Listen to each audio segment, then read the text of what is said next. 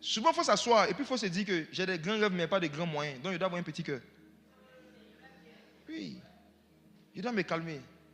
Je vais économiser doucement. Réduisez vos dépenses. Tes collègues sortent, ils vont manger plat de 2000 à midi. Toi aussi, tu manges plat de 2000. Tu connais le salaire. Les collègues rient ensemble, mais ils ne se disent pas le salaire ou bien. Moi, quand j'étais en entreprise, on dit que le salaire, c'est un mystère. On dit que c'est un mystère. Je demande à lui comment on te paye. Il dit toi-même comment on te paye. Tu sais très bien que toi, manger 2000 francs chaque midi par rapport à ce que tu gagnes, ça t'handicape par rapport à combien tu dois épargner par mois. Tu n'as même pas d'objectif d'épargne par mois. Tu n'as pas d'objectif.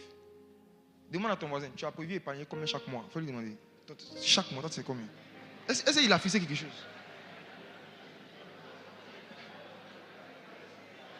Il épargne par l'esprit. Il épargne par l'esprit. Tu sais par l'esprit. Aujourd'hui, c'est 10 000, demain, c'est 30 000. C'est pour ça que ta vie n'est pas stable. C'est pour ça que tu n'es pas stable. La stabilité commence par définir des choses claires. Et c'est quand tu te fixes l'objectif là, tu vis en fonction de l'objectif que tu t'es fixé. J'ai travaillé quelque part. Mon premier salaire officiel, 200 000 par mois. J'avais décidé d'économiser 100 000 chaque mois. Donc dans ma tête là, je touche 100 000 par mois. Donc j'ai commencé à vivre le style de vie de gars qui a 100 000 par mois. Je marchais pour aller au travail en costume cravate. De Trècheville à Ras 1 jusqu'au palais des sports. Pendant 8 mois, je marche à l'aller, je marche au retour. Je ne prends pas petit déjeuner.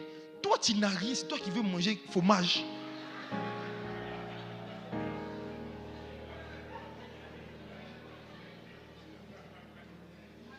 Il y a une époque où tu mangeais fromage avec pain condiment.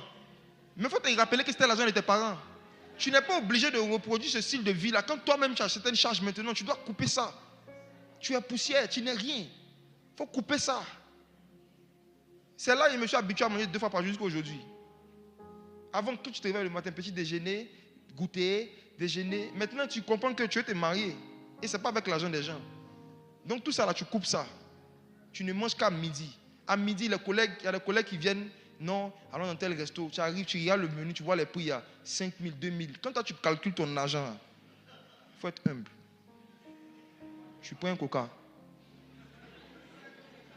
Tu sais ton visage. On dit, mais comment que je dis, il n'y a pas faim aujourd'hui.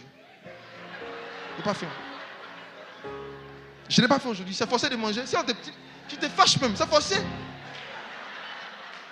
On a mangé toute notre vie, ça nous a donné quoi?